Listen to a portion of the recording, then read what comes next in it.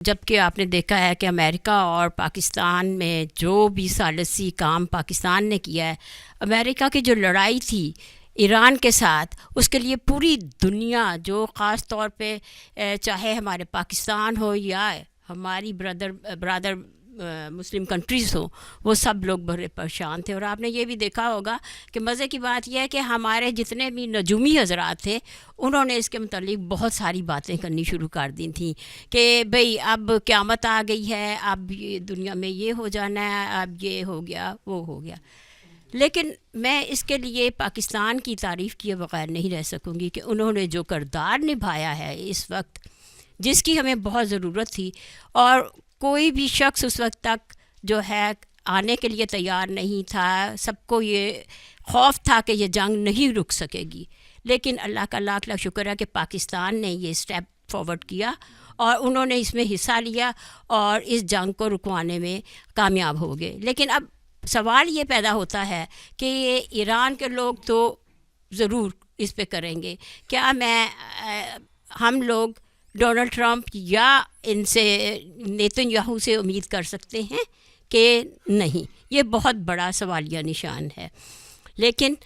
جو بھی ہمارے ملکوں میں ہوا، آپ دیکھیں کہ بھارت نے بھی ہمارے ساتھ جو کچھ کیا کرتا ہے اور کرتا رہے گا، وہ تو انہوں نے جیسے پہلگام کی جو جنگ ہوئی تھی اس میں پہل کر کے تو نام ہم لوگوں کا، پاکستانیوں کا لگا دیا تھا، تو وہ مطلب ہر شخص اس وقت خوف زدہ تھا، ڈر رہا تھا، کوئی ملک بھی جو ہے وہ آگے آنے کے لیے کوشش نہیں کر رہا تھا۔ تو اس لحاظ سے پاکستان کا ثالثی ہونا جو ہے وہ ہمارے لیے اور پوری دنیا کے لیے قابل احترام ہے، اور بلکہ ہمارے لیے فخر کا مقام ہے پاکستانیوں کے لیے کہ ہم اس کے لیے جتنا بھی فخر کریں کہ پاکستان نے اتنا کچھ کیا ہے ہمارے لیے۔ اور آئندہ یہ ہے کہ ہمیں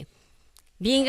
مسلم، یہ جیسے لوگوں نے بعض نے یہ بھی افواہیں پھیلانی شروع کر دی تھیں کہ پاکستان جو یو اے ای، سعودیہ اور دوسری ان پہ کر رہے ہیں، وہاں پر ان کی چیک پوسٹ پر حملے کر رہے ہیں، یہ سارا کچھ کر رہے ہیں، یہ مسلمانوں پاکستان جو ہے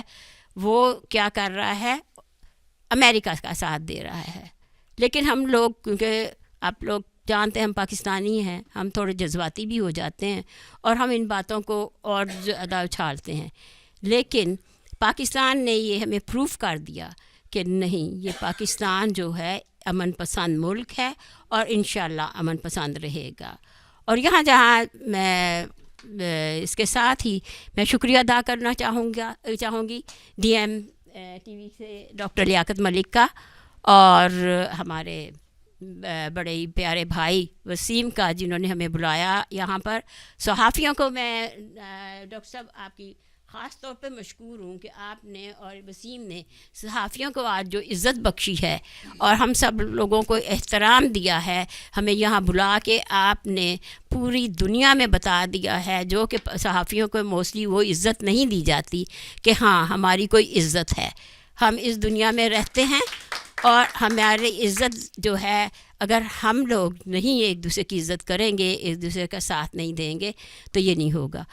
کہ ہمیں کچھ سمجھے، جبکہ ہمارا کام ہے کہ ہم، آپ کو پتہ ہے کہ ہمارے لیے کتنی مشکلات ہوتی ہیں جب ہم صحافی حضرات آگے بڑھتے ہیں، جان کو ہتھیلی پہ رکھ کے جاتے ہیں، لیکن ان کو دھتکارا جاتا ہے بعض جگہوں پر یہ بھی کہا جاتا ہے کہ یہ صحافی آئے ہیں، یہ کھانا کھا کے چلے جائیں گے، یہ وہ نہیں کرنے آئے ہیں، اس کی کوریج نہیں کرنے آئے ہیں، بلکہ کھانا کھانے آئے ہیں۔ لیکن میرے لیے، میں کہتی ہوں کہ وہ کبھی یہ سوچ کے تو دیکھیں کہ جس مقام سے وہ گزرتے ہیں اور وہ کرتے ہیں، کام کرتے ہیں، وہ کیا تنقید کرنے کے لیے ہونا چاہیے یا کہ اپریشیٹ کرنے کے لیے۔ اور دوسری بات، میں یہاں پر جیسے کہ لیاقت ملک صاحب جو ہیں ہمیشہ ہر کسی کی مدد کرتے ہیں، وہاں پر میں آج اس پلیٹ فارم سے ان کا شکریہ ادا کرنا چاہوں گی کہ آپ نے جو اب ہماری اپوا کا اب ایونٹ ہوا ہے، اب اپا اور پاکستان وومن ایسوسی ایشن کا، اس میں ہمارا بہت ساتھ دیا، اور میں بیگم نازیہ ملک کا بھی شکریہ ادا کرنا چاہوں گی کہ وہ تشریف لائیں ایز اے مہمان خصوصی، اور انہوں نے ہم لوگوں کو اپریشیٹ کیا دونوں نے اور ہمارا ساتھ دیا۔ تو بہت شکریہ آپ سب کا، تھینک یو۔ بہت شکریہ صابرہ نہیں صاحبہ خطاب کر رہی تھی، اور یقیناً یہ ایک ایسی پراؤڈ مومنٹ ہے کہ ایسی جو پاکستان نے سچویشن پوری دنیا کی بدل کے رکھ دی ہے، اور وہ بندہ بھی جو کبھی بولا نہیں تھا اس کا بھی دل کرتا ہے کہ میں اسٹیج پر آ کر جو ہے بات کروں، اظہار کروں، جذبات کا اظہار کروں. لیکن آج کے پروگرام سے یہ ثابت ہوا ہے کہ انشاءاللہ ہمارے بہت سارے ایشوز ہیں. اگلے ہم نے دوبارہ جو ہے میڈیا کانفرنس ایک رکھنی ہے، اس میں ہم سارے جو جنرل ٹاپکس ہیں جو ابھی ڈسکس کیے گئے ہیں ان کو بھی انشاءاللہ رکھیں گے.